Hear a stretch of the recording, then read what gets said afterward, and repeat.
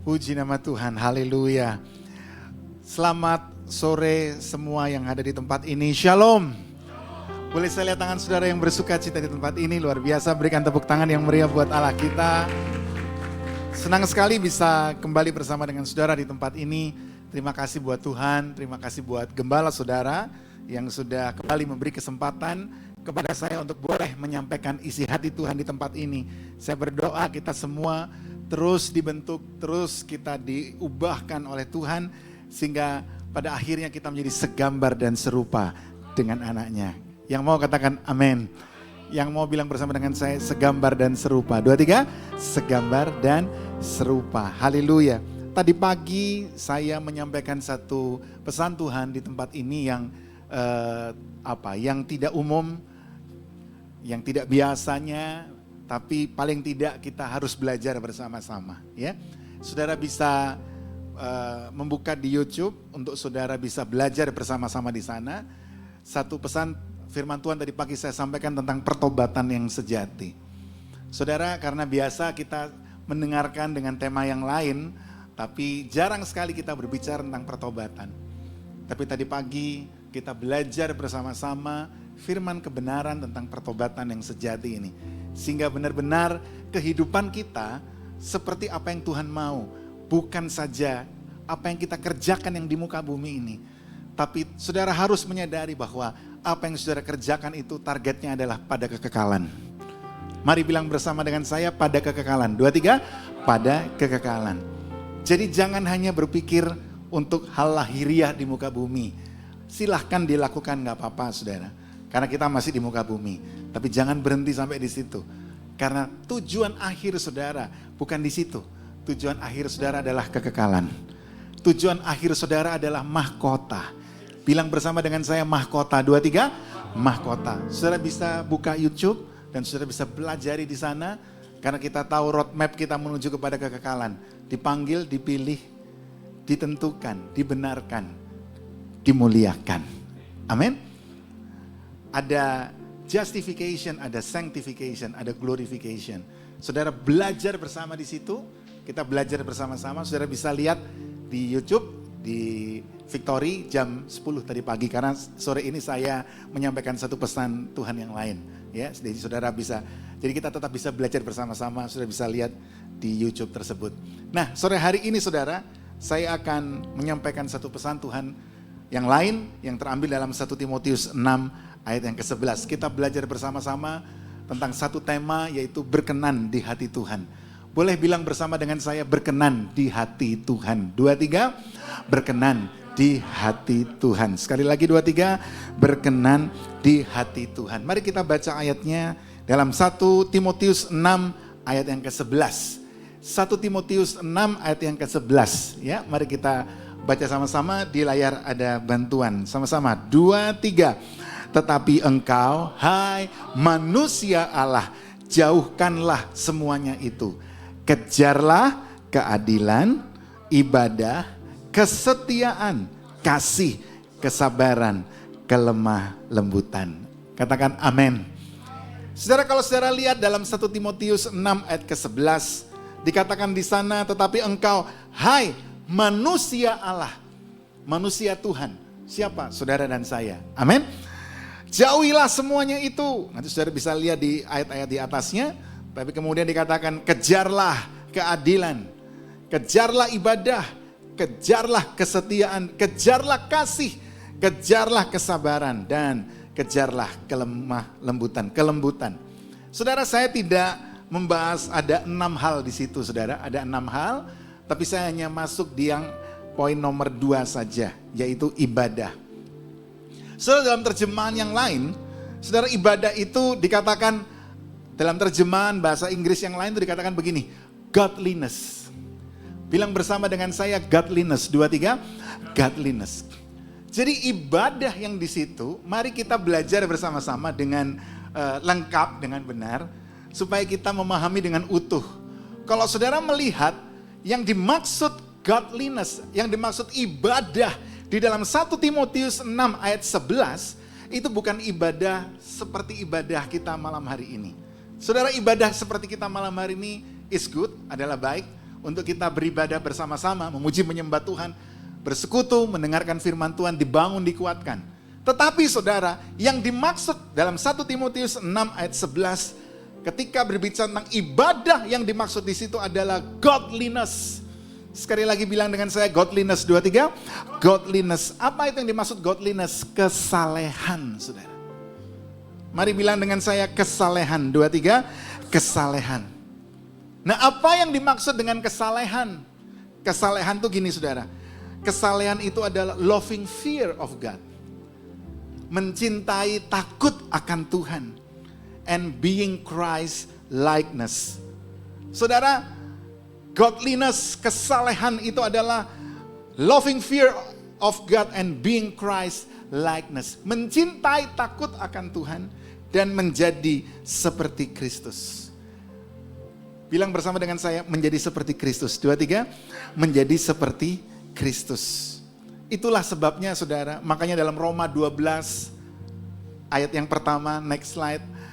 Dikatakan di sana, mari kita baca sama-sama. 2, 3, karena itu saudara-saudara, boleh lebih keras, 2, 3, demi kemurahan Allah, aku menasehatkan kamu supaya apa? Kamu mempersembahkan tubuhmu sebagai persembahan yang hidup, yang kudus, dan yang berkenan kepada Allah.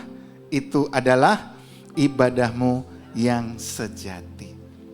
Saudara, dikatakan persembahkanlah tubuhmu sebagai persembahan yang hidup, yang kudus, dan yang berkenan kepada Allah. Itu adalah ibadahmu yang sejati. Kata ibadah muncul lagi, saudara. Tapi sekali lagi saya harus sampaikan buat saudara. Kita belajar bersama-sama. Ibadah yang dimaksud sekali lagi bukan sekedar seperti ibadah kita malam hari ini. Saya harus sampaikan, ibadah seperti ini wajib dan ibadah seperti ini bagus. Ibadah ini baik untuk kita lakukan. Persekutuan kita bersama-sama umat Tuhan dengan Tuhan. Tapi yang dimaksud, kalau saudara lihat, itu adalah ibadahmu yang sejati. Ini berbicara tentang godliness lagi. Berbicara tentang kesalehan, menjadi seperti Kristus. Makanya di ayat kedua dikatakan di sana, maka jangan menjadi serupa. Kalau Roma 12 ayat 2 dikatakan, janganlah menjadi serupa dengan dunia ini, tetapi berubahlah oleh pembaruan budimu, sehingga kamu dapat membedakan manakah kehendak Allah yang berkenan kepada Allah dan yang sempurna. Saudara, kalau saudara tadi lihat tema pesan Tuhan hari ini, berbicara tentang berkenan di hati Tuhan. Maka saudara bisa lihat di Roma 12 ayat 2 tadi. Di bagian akhir, sehingga kamu dapat membedakan manakah kehendak Allah yang berkenan kepada Allah dan yang sempurna. Bilang bersama dengan saya, berkenan dan sempurna. 2, 3, berkenan dan sempurna. Saudara, kalau saudara lihat di Alkitab saudara, dari Kejadian sampai dengan Wahyu, maka saudara mendapati di sana ada 3 pribadi yang mendapatkan perkataan dari sorga, orang yang berkenan di hatiku, di hatiku, kata Tuhan. Saudara, pribadi yang pertama adalah Henoh. Saudara bisa baca dalam kisah Henoh ini dalam Kejadian 4, saudara. Tetapi kesaksian tentang berkenan itu didapatkan oleh Henoh dalam Ibrani 11, saudara. Saksi-saksi iman. Dan dikatakan di sana bahwa Henoh berkenan di hati Tuhan. Kenapa, saudara? Karena dikatakan di sana, Ibrani 11, karena Henoh bergaul dengan Allah. Saudara, Henoh berkenan di hati Tuhan karena bergaul dengan Allah. Bilang dengan saya, bergaul dengan Tuhan. 2, 3, bergaul dengan Tuhan. Kalau saudara mau berkenan di hati Tuhan, mari kita bergaul yang intim, yang erat, dekat dengan Tuhan. Yang mau katakan amin. Saudara, yang kedua, pribadi yang kedua, secara timeline dikatakan di sana dalam kitab Mazmur, saudara. Tokoh yang ada di sana, siapa dia? Raja yang disenangi bangsa Israel. Namanya adalah Raja Daud. Saudara, Daud adalah pribadi yang kedua yang mendapatkan pengakuan dari sorga, orang yang berkenan di hatiku. Di mana pengakuannya? Kisah Para Rasul 13 ayat 22. Saudara, dikatakan di sana, aku mendapati Daud bin Isai, seorang yang berkenan di hatiku. Saudara, bedanya kalau Henoh, kesaksian yang ada di dalam Ibrani 11 dikatakan begini. Henoh berkenan di hati Tuhan karena bergaul dengan Tuhan. Tapi kalau saudara lihat dalam Kisah Para Rasul 13 ayat 22, Daud dikatakan berkenan di hati Tuhan karena melakukan kehendak Tuhan. Mari bilang dengan saya, melakukan kehendak Tuhan. 2, 3, melakukan kehendak Tuhan. Taruh di hati kita, 2, 3, melakukan kehendak Tuhan. Saudara mau berkenan di hati Tuhan, lakukan bergaul dengan Tuhan, dan lakukan juga yang kedua, melakukan kehendak Tuhan. Yang mau katakan amin. Makanya tadi lagu mau firmannya kok ya pas sama. Tadi saya agak nggak bisa lagunya, nggak hafal, tapi bisalah nyanyikannya tadi ya. Karena banyak lagu baru saudara ya. Nah saya ini mimpin pujiannya kan tahun 90-an saudara. Jadi kalau di lagu yang tadi saya waktu duduk di situ bisa nyanyikan saudara ya. Tapi kalau disuruh sekarang live begini, wah ini yang luar biasa ya. Jadi saya harus dibantu. Tapi intinya di kalimat terakhir yang tadi yang Pak Yosef tadi sempat membawa kita dalam keintiman, dalam doa, kemudian apa tadi dinyanyikan lagi ya, jemaat sendiri tadi. Kalau saudara lihat gimana tadi ya, kehendakmu terjadi dalamku ya, kalau nggak salah begitu. Kalau nggak salah tadi kalimatnya begitu ya. Nah saudara, sama dengan tadi pagi juga begitu. Begitu saya mau masuk, kaget juga istri saya bilang, loh kan ini lagumu untuk setelah firman. Dan ternyata memang betul sudah setelah saya, oh iya ini sudah memang saya siapkan setelah firman. Dan ternyata ada sebelum firman. Ini juga tadi istri saya bilang, loh ini sama dengan khotbahmu. Oh iya, hari ini saya happy banget. Karena kita nggak janjian tapi semuanya dalam satu hati di dalam Kristus Yesus Tuhan. Berikan tepuk tangan yang meriah buat Allah kita saudara. Yes. Nah si Daud ini saudara, dia berkenan di hati Tuhan karena dia melakukan kehendak Tuhan. Dan yang ketiga adalah pribadi Yesus itu sendiri. Setelah Yesus dibaptis di sungai Yordan, ketika keluar, langit terbuka, turun burung merpati, dan kemudian terdengar suara, inilah anak yang kukasihi, kepadanya aku berkenan. Nah saudara, dari tiga pribadi ini mari kita hari ini belajar bersama-sama dari seorang pribadi yang dikenan oleh Tuhan. Yang kedua ini saudara, kita belajar dari kesalehan seorang pribadi yang bernama Daud. Bagaimana dia disebut berkenan di hati Tuhan. Dan tidak hanya itu saja, namanya disematkan sebagai nama kepanjangan dari Yesus. Saudara, kalau pernah baca Alkitab di Perjanjian Baru ketika ada orang buta, Bartimeus, dia mendengar Yesus lewat bersama dengan murid-muridnya, apa yang dia teriakkan? Yesus, anak Daud, kasihanilah aku. Nah, mari kita belajar bersama-sama saudara. Sampai Yesus saja mengenakan nama daripada Daud sebagai nama kepanjangannya dia saudara, Yesus anak Daud ya. Nah mari kita belajar bersama-sama, ada beberapa hal yang dilakukan saudara oleh Daud. Kita belajar tentang kesalehan dari kehidupan Daud ini.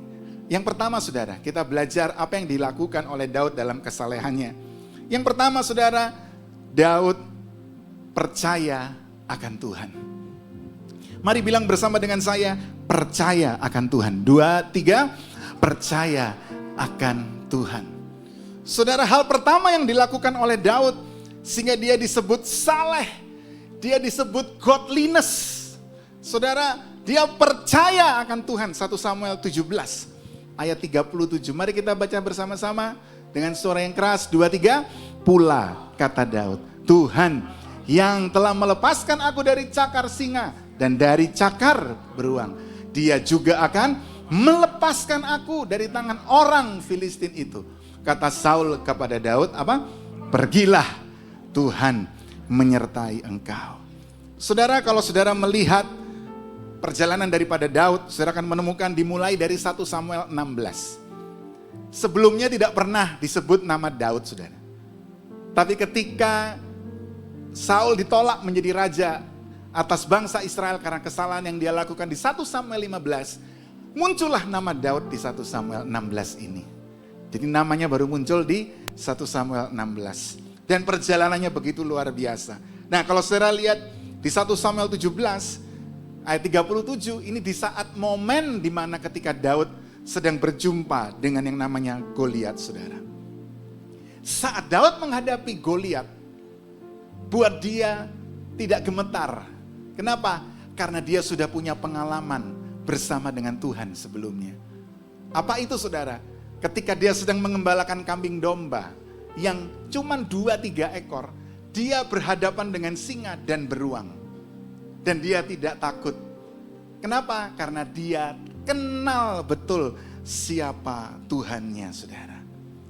Makanya ketika Daud diurapi menjadi raja atas bangsa Israel, menggantikan Saul. Ingat di 1 Samuel 16 saat Daud diurapi menjadi raja, tidak saat itu juga dia langsung pegang tongkat dan langsung duduk di singgasana. Tidak, saudara. Dia hanya di anointed one, appointed one. Dia ditunjuk, dia diurapi, tapi belum duduk di singgasana, belum pegang tongkat. Saudara, dalam perjalanannya, kita bisa tahu, nanti saudara bisa baca dalam 1 Samuel 16. Saudara, langsung setelah ditunjuk, tetap kembali ke padang. Tetap mengembalakan kambing domba. Saudara, pada saat dia disuruh kembali ke padang, dia bisa menguasai dirinya.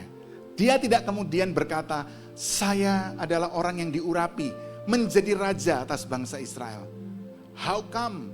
Bagaimana mungkin kalian tetap memerintahkan saya mengembalakan kambing domba? Saya ini putra mahkota, kurang lebih begitu kalau di kerajaan monarki. Harusnya saya mendapatkan fasilitas. Harusnya saya mendapatkan tempat yang enak. Harusnya saya dilayani. Kok ini malah disuruh mengembalakan kambing domba lagi? Saudara, tapi kalimat-kalimat itu tidak keluar dari mulut Daud. Menggambarkan apa? Kerendahan hati. Mari bilang bersama dengan saya kerendahan hati. 2, 3, kerendahan hati. Kerendahan hati yang ditunjukkan Daud berikutnya adalah ketika Saul dihinggapi roh jahat. Loh, saudara, dipanggil pemain kecapi untuk mengusir setan, kuasa gelap yang ada dalam diri daripada Saul. Ketika mereka semua memetikkan kecapi, roh jahatnya tetap ada. Ketika dipanggil Daud, saudara, ketika dia memetikkan kecapi, kuasa jahat itu keluar dari Saul. Kenapa bisa, saudara? Karena Daud ketika memetikkan kecapi beda dengan pemain kecapi yang lain. Ketika Daud memetikkan kecapi, dia memetikkan dengan pengurapan dari Tuhan. Amin. Ketika dia memetikkan kecapi dengan pengurapan bicara otoritas, ada otoritas yang bekerja. Makanya kuasa gelap yang ada di dalam kehidupan daripada Saul pergi. Tapi pada saat dia dipanggil, saudara, sekali lagi dia bisa berkata, orang yang mau saya datangi itu orang yang saya ganti untuk menjadi raja. Lah ngapain saya datang ke sana untuk memainkan kecapi buat dia? Tapi dia tidak, sekali lagi, dia tidak memilih untuk berkata seperti itu. Dia tidak memilih untuk melakukan itu, enggak. Sekali lagi yang dia tunjukkan adalah penguasaan diri. Yang dia tunjukkan adalah kesabaran. Yang dia tunjukkan adalah kasih. Bagaimanapun juga Saul adalah pemimpinnya. Setuju katakan amin. Setuju katakan amin. Bagaimanapun juga dia pemimpinnya. Dia sedang mengalami pergumulan. Dimasuki kuasa jahat, kelemah lembutannya dia tunjukkan, dia tetap datang dan dia mainkan kecapi itu, saudara. Kerendahan hati dia munculkan, kesetiaan dia munculkan. Saudara, kata-kata yang baru saya ucapkan, bukankah itu adalah buah roh? Kasih, damai sejahtera, sukacita, kelemah lembutan, penguasaan diri, kesabaran, kerendahan hati. Saudara, bukankah itu buah roh, saudara? Dan inilah yang ditunjukkan oleh Daud pada saat itu. Makanya gak heran kalau kemudian namanya dipakai oleh Yesus. Di dalam namanya Yesus anak Daud. Mengerti katakan amin.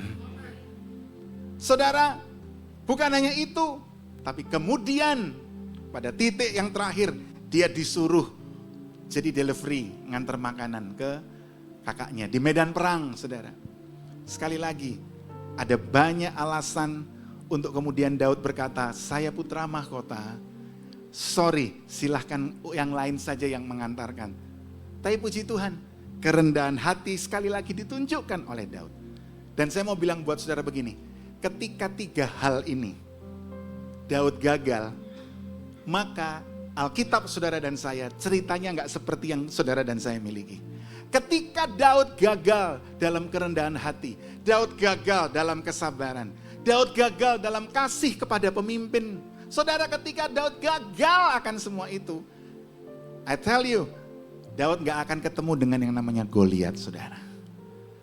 Apa yang terjadi? Saudara harus tahu, pengurapan itu mengerjakan saudara dan saya menuju kepada panggilan Tuhan yang sudah ditetapkan dalam hidup saudara. Amin. Pengurapan yang ada pada saudara akan membawa saudara kepada destiny yang Tuhan sudah tetapkan dalam hidup saudara dan saya. Bilang dengan saya, destiny. 2, 3, destiny. Sekali lagi 2, 3, destiny. Setiap saudara dan saya ini punya panggilan sendiri-sendiri, saudara. Dan destiny yang Tuhan sudah tetapkan. Siapa yang bisa membawa kita ke sana? Saudara gak akan pernah tahu jalannya, saudara. Siapa yang tahu ke sana jalannya? Tuhan. Melalui apa? Roh Kudus yang mengurapi saudara dan saya. Dialah yang akan menuntun untuk membawa saudara menjadi segambar dan serupa. Segambar dan serupa bukan saja dalam pikirannya. Segambar dan serupa bukan saja dalam perbuatan, tingkah laku, perkataan. Bukan hanya sekedar itu. Tapi segambar dan serupa dalam rencananya. Segambar dan serupa dalam panggilannya. Segambar dan serupa dalam ketetapannya. Mengerti katakan amin? Mengerti katakan amin? Saudara, sekali lagi, Daud bisa menyelesaikan itu semua karena dia kenal betul dengan Tuhannya. Karena dia kenal betul dengan Tuhannya, makanya dia menjalani itu semua dengan baik. Saudara, dan ketika dia menghadapi Goliat, dia tahu bahwa Tuhannya menyertai dia. Karena karakter Kristus yang ada di dalam dirinya, buah roh yang ada di dalam dirinya yang tadi saya sebutkan, itu yang membuat ketika Daud ketemu dengan Goliat di 1 Samuel 17 itu, saudara. Tolong lihat saya. Daud tidak menghadapi dengan confidence. Ini yang saya mau sebut. Daud menghadapi Goliat bukan dengan confidence. Tapi saya sebut istilahnya gini. Daud menghadapi Goliat dengan Godfidence. Bukan confidence, tapi Godfidence. Bilang dengan saya, bukan confidence. 2, 3, bukan confidence, tapi Godfidence. 2, 3, tapi Godfidence. Apa itu confidence? Percaya diri. Godfidence, percaya Tuhan. Confidence, dengan kekuatan sendiri. Godfidence, dengan kekuatan Tuhan. Yeremia 17 bilang apa? Terkutuklah orang yang mengandalkan kekuatannya sendiri. Tetapi diberkatilah orang yang mengandalkan Tuhan. Godfidence, yang menaruh harap padanya. Saya berdoa mulai hari ini, saudara. Ayo tanggalkan semua confidence saudara. Kita kenakan sebagai manusia Tuhan. Kita kenakan bukan confidence. Kalau confidence cara-cara dunia, saudara. Tapi kita kenakan Godfidence. Kita selesaikan semua hal dengan cara Tuhan, dengan kedaulatan Tuhan, dengan kehendak Tuhan, dan rencana Tuhan. Berikan tepuk tangan yang meriah buat Allah kita, saudara. Katakan amin. Ini yang harus kita lakukan. Nah, bagaimana saudara bisa mengerjakan Godfidence? Saudara, orang yang punya Godfidence, Godfidence itu bicara apa sih? Kalau tadi saudara lihat tadi, kalau confidence percaya diri, mengandalkan kekuatan sendiri. Tapi kalau Godfidence percaya Tuhan, mengandalkan kekuatan Tuhan. Ini bicara tentang apa, saudara? Tentang hal-hal yang bisa membuat saudara dan saya khawatir. Makanya Daud tidak dengan confidence, sehingga dia tidak khawatir ketika dia menghadapi Goliat, karena dia berjalan dengan Godfidence. Nah, bagaimana supaya kita bisa memiliki Godfidence? Alkitab sudah mengajarkan, saudara. Ya, Kalau saudara lihat dalam Matius 6 ayat 32 sampai dengan ayat 34 saudara. Ternyata di sana sudah dijelaskan panjang lebar. Tapi mohon maaf, kita selama ini hanya berkutat di ayat 33. Hafal. Matius 6 ayat 33 gimana bunyinya? Carilah dahulu kerajaan Allah dan kebenarannya. Maka semuanya akan ditambahkan kepadamu. Wow, yang ini tambah paling hafal saudara. Paling keras ngomongnya apalagi yang ini. Maka semuanya akan ditambahkan. Please, ayo kita belajar saudara. Ya, ini kalau saudara lihat perikopnya, maka itu perikopnya jelas bicaranya tentang hal kekhawatiran. Nah, untuk kita memiliki Godfidence, Alkitab sudah mengajarkan, firman Tuhan sudah menuntun kita di ayat 32, 34, 35. 32, 33, 34. Saudara kalau lihat di dalam perikop ini, apa sih yang mereka bicarakan? Apa sih yang Alkitab sampaikan buat saudara dan saya? Banyak orang khawatir. Karena apa saudara? Apa yang kamu makan, minum, pakai. Bunga di padang dihiasi, bagaimana dengan saudara dan saya? Burung di udara dipelihara, bagaimana dengan kita? Dan lain sebagainya, bla bla bla. Saudara bisa baca di perikop tersebut. Tapi kalau saudara lihat di ayat 32, dijelaskan di sana. Tetapi bahwa hal-hal itu dicari oleh bangsa-bangsa yang tidak mengenal Tuhan. Bagaimana untuk kita bisa memiliki Godfidence? Yang pertama, kenali Tuhan dengan benar. Kenali Tuhan dengan dalam. Ketika saudara mengenali Tuhan dengan benar, maka apa yang dicari bangsa-bangsa yang tadi itu nggak akan terjadi pada kita. Kenapa? Karena saudara kenal. You know your God. We know our God. Amin. Kenapa mereka sampai khawatir? Karena mereka tidak kenal siapa Tuhannya. Makanya dikatakan semua itu dicari bangsa-bangsa yang tidak mengenal Tuhan. Nah, bagaimana saudara bisa punya Godfidence di dalam kehidupan saudara dan saya? Mari yang pertama, kenali Tuhan dengan benar. Bilang bersama dengan saya 2, 3, kenali Tuhan dengan benar. Baca firman Tuhan, lengkap. Baca, pelajari satu perikop, satu judul, bahkan satu bab. Supaya kita jelas, supaya kita tidak mispersepsi. Amin saudara? Dan yang kedua saudara, bagaimana kita bisa memiliki Godfidence? Yang kedua adalah di ayat 33. Carilah dahulu kerajaan Allah dan kebenarannya. Maka semuanya itu akan ditambahkan kepadamu. Saudara, ini berbicara tentang apa? Melakukan kehendak Tuhan. Carilah dahulu kerajaan Allah dan kebenarannya. Mari, itu bicara tentang melakukan kehendak Tuhan.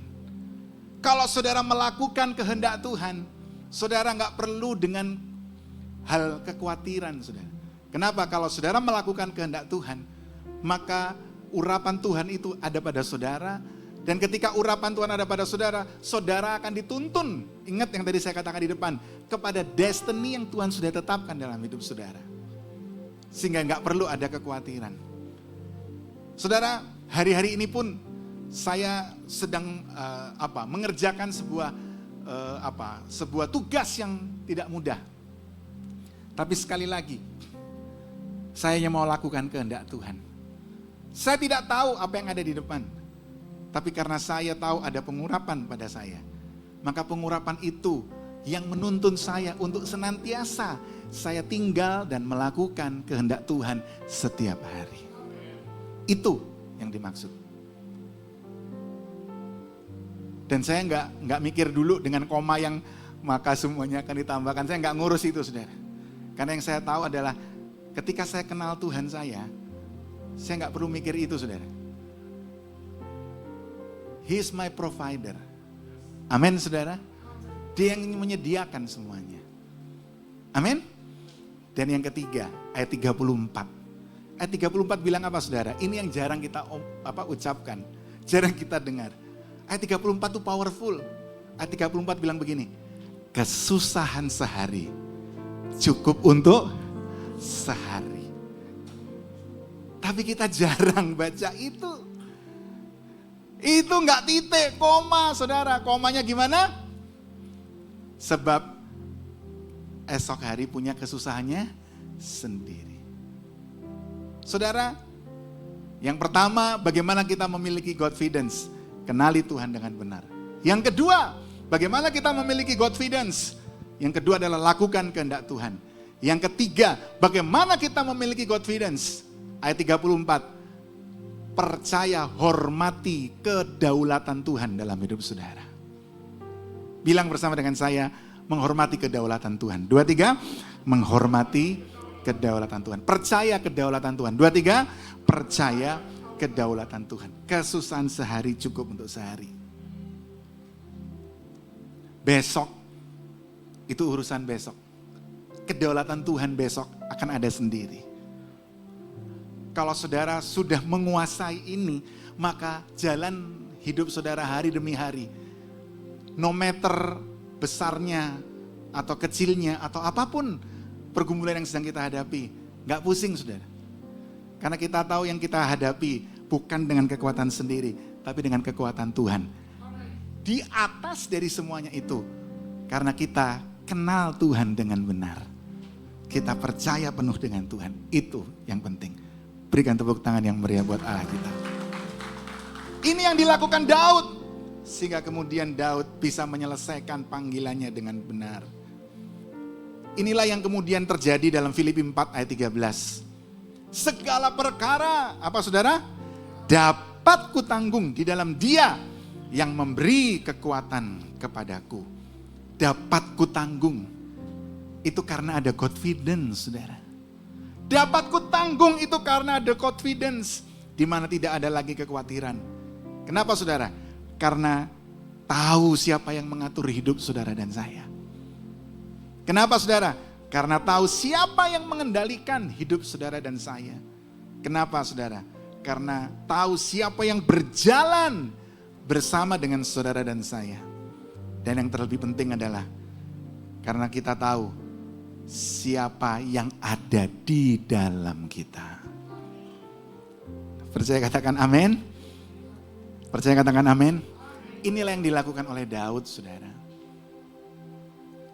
Sehingga dia dikatakan memiliki kehidupan yang saleh di hadapan Tuhan.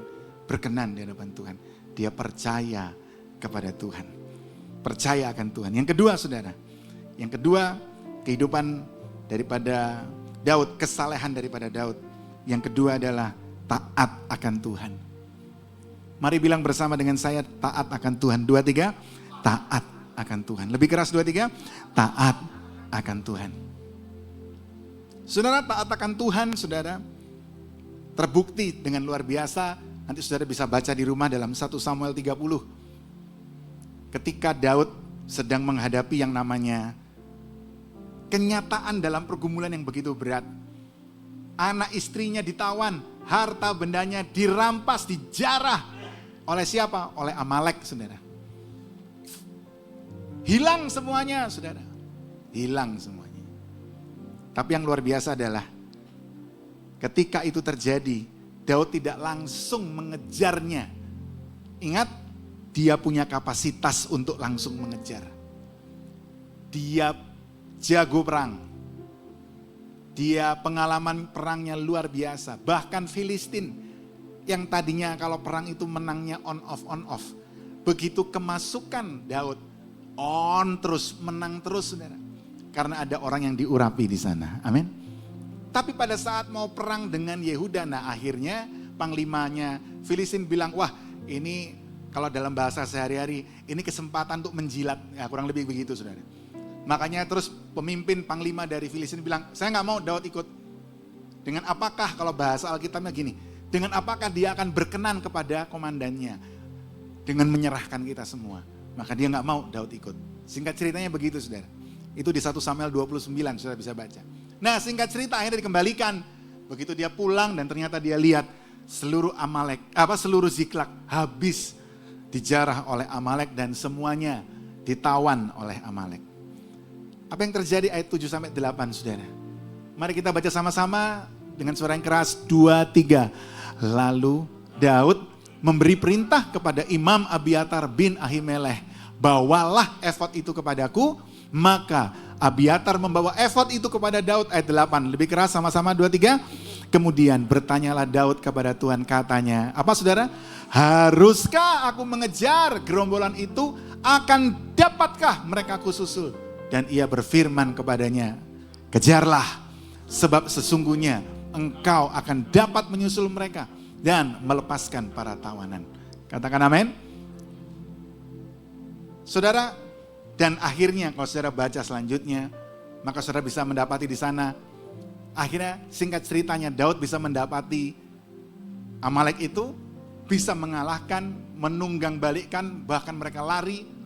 Semua jarahan daripada Amalek sebelum ke Ziklag ditinggal, jadi akhirnya Daud bisa mendapatkan semuanya.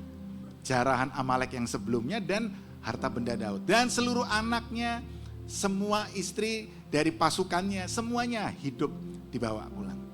Saya harus sampaikan buat saudara begini, karena jawabannya adalah, yang luar biasa adalah Daud tidak langsung mengejar. Ingat yang tadi saya katakan, dia punya kapasitas untuk melakukan itu, tapi dia memilih untuk duduk, diam, mencari kehendak Tuhan. Inilah yang dia disebut orang yang berkenan di hadapan Tuhan. Kisah para Rasul 13 tadi, karena melakukan kehendak Tuhan. Bayangkan, situasi genting, dia gak langsung jalan, saudara. Dia diam, baju efod itu kelengkapan doa.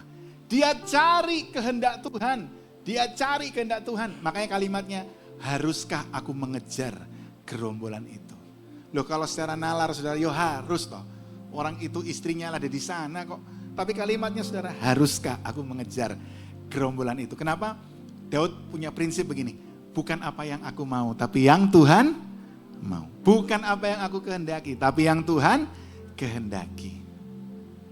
Akan dapatkah mereka kususul? Dan ia berfirman kepadanya, kejarlah, sebab sesungguhnya engkau akan dapat menyusul mereka dan melepaskan para tawanan. Saudara, puji Tuhan, jawabannya iya. Nah, kalau jawabannya tidak, gimana saudara? Misalnya jawaban Tuhan begini, jangan dikejar, diam. Gimana saudara? Saya sangat yakin Daud tidak akan mengejar. Daud akan tetap diam. Walaupun hatinya dalam bahasa Perancis ngeremet-ngeremet gitu saudara. Ngereweli gitu saudara. Waduh, penuh kerisauan. Tapi dia tetap tenang karena dia kenal Tuhannya. Apa yang Daud akan percayai saudara? Ketika misalnya jawabannya tidak, dia tetap percaya. Dia akan berdoa, pasti dia akan bilang begini sama Tuhan. Tuhan, oke, aku gak akan kejar. Tapi aku percaya Engkau adalah omnipresent, Engkau maha hadir. Aku ada di sini, mereka ada di sana. Aku percaya penyertaan perlindungan Tuhan juga ada di atas mereka di sana. Amin saudara. Terbukti dari apa saudara? Daud itu lulus dengan jawaban iya, dan Daud lulus dengan jawaban tidak. Jawaban tidak daripada Daud, saudara bisa lihat dia bagaimana lulus dengan jawaban tidak ketika di 2 Samuel 12. Ketika anaknya sakit saudara. Oh, kalau saudara lihat, Daud itu sampai merebahkan diri di lantai. Tidak mau makan, tidak mau minum. Tua-tua, pengawal semua, gak ada yang berani. Begitu berapa hari kemudian ternyata dia tanya, gimana anakku? Karena sakit keras. Kemudian pengawal dan tua-tua menyampaikan, sudah mati, udah meninggal. Apa yang terjadi saudara? Daud langsung bangun. Alkitab katakan, dia minta baju, dia minta makan, dia berurap, dia mandi, dia pakai pakaian, udah langsung jalan lagi. Langsung langsung move on. The show must go on, dia tetap jalan langsung saudara. Dia tidak berkutat di dalam permasalahannya. Saudara, karena dia percaya, dia kenal dengan Tuhan bahwa kalau itu yang terjadi dari Tuhan, dia terima saudara. Nah, ini yang saya mau bilang buat saudara begini. Saudara disebut menang, itu bukan karena doa dijawab atau doa tidak dijawab. Ketika Kristus mati di atas kayu salib, kehidupan saudara diubahkan dari gelap, dipindahkan kepada terang yang ajaib. Disitulah kemenangan yang sejati sebenarnya sudah saudara terima dari Tuhan. Percaya katakan amin? Tuhan sudah menebus saudara dengan karya salib Kristus. Karya penebusan darah Kristus diberikan buat saudara dan saya. Kehidupan kekal diberikan kepada saudara dan saya. Artinya begini, kemenangan atas maut sudah diberikan kepada saudara dan saya. Nah, ketika kita menjalani kehidupan sehari-hari, ingatlah tadi yang pertama, Godfidence. Ada yang namanya, ingat yang ketiga tadi, menghormati kedaulatan Tuhan. Ketika kedaulatan Tuhan memberikan saudara jawaban ya, puji Tuhan. Ketika kedaulatan Tuhan memberikan jawaban kepada saudara tidak, ingat, bukan berarti saudara kalah loh. Saudara tetap menang.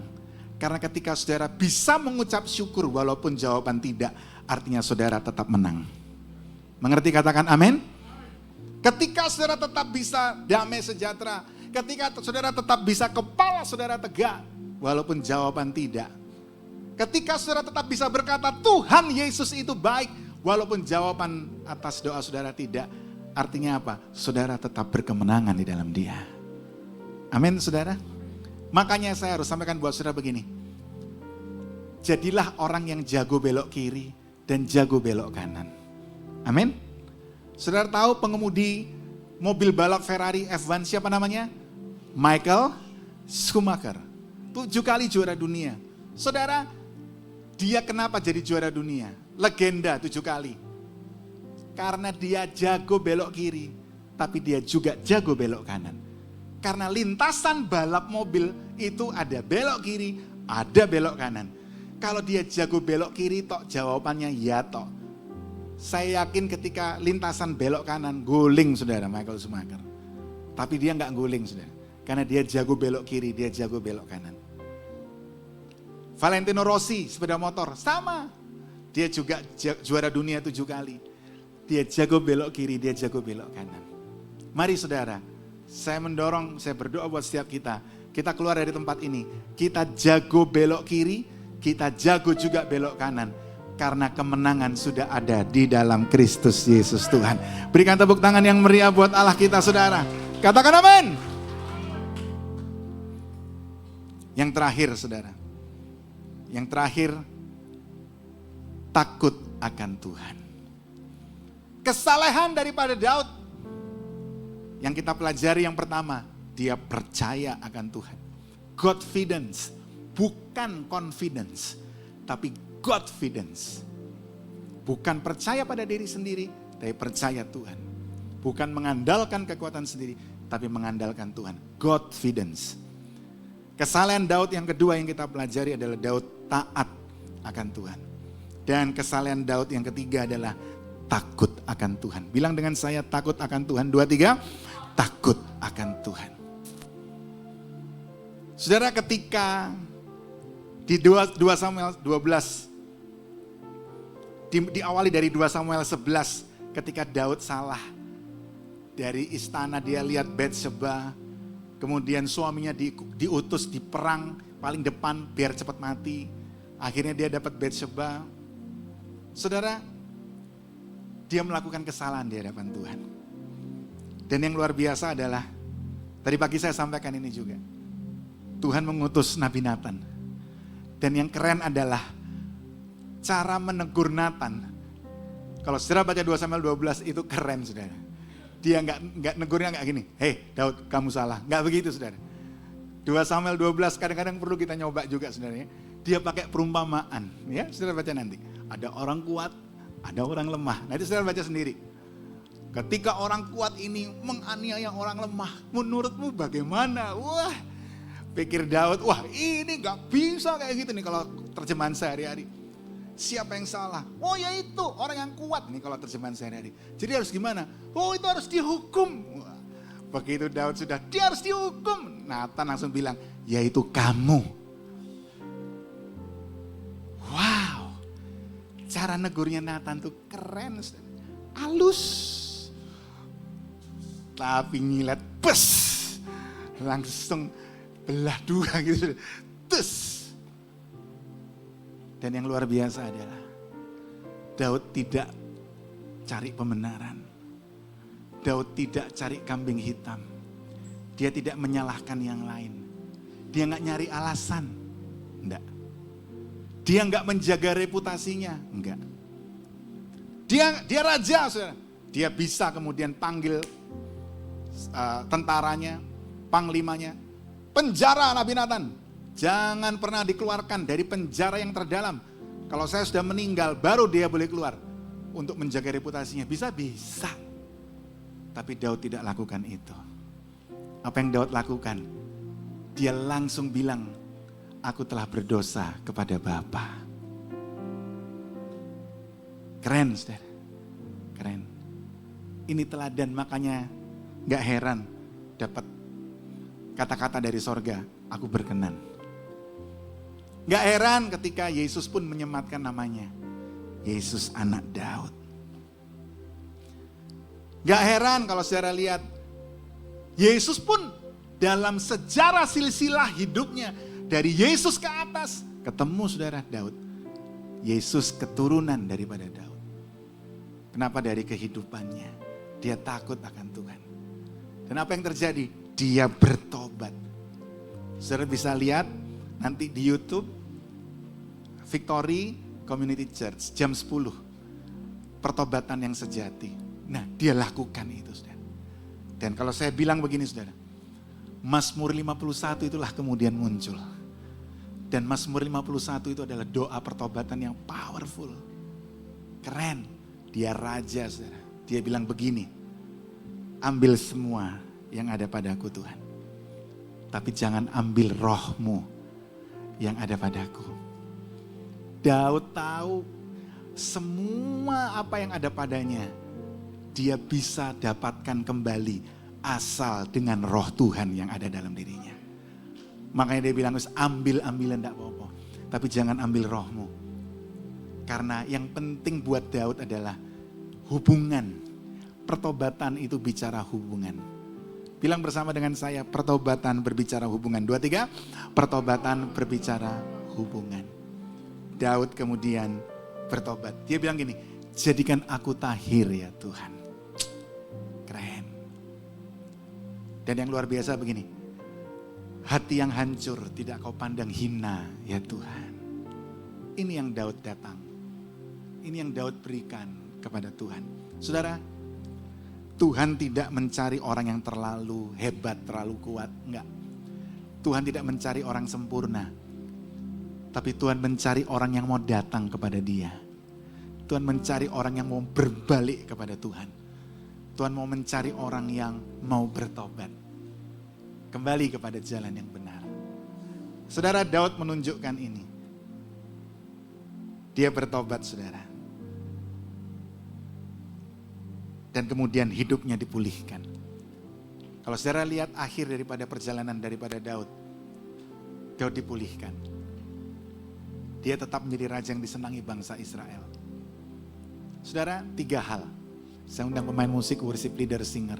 Mari kita bangkit berdiri, saudara. Haleluya, haleluya. 3 hal kesalehan yang kita pelajari bersama-sama. Percaya akan Tuhan. Taat akan Tuhan. Apa yang satunya lagi? Takut akan Tuhan. Percaya akan Tuhan. Taat akan Tuhan. Takut akan Tuhan. Saudara, ketika 3 hal ini kita lakukan,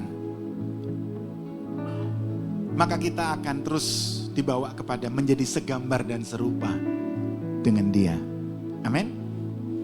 Menjadi segambar dan serupa dengan Tuhan. Menjadi segambar dan serupa dengan anaknya. Tadi pagi saya sudah sampaikan panjang lebar, nanti saudara bisa lihat di YouTube. Bahwa Roma 8 ayat 28 sampai dengan 29 dan 30 itu berbicara semua di sana. Dan saudara harus tahu bahwa untuk kita bisa menjadi segambar dan serupa, perlu Roh Kudus. Makanya libatkan Roh Kudus. Buka hati saudara untuk Roh Kudus terus bekerja di dalam kehidupan saudara. Ingat, Roh Kudus itu bicara urapan. Dan urapan itulah yang akan membawa saudara kepada destiny yang Tuhan sudah tetapkan dalam hidup saudara. Jadilah segambar dan serupa dengan anaknya. Jadilah berkenan di hadapan Tuhan. Yang mau angkat tangan saudara bersama-sama.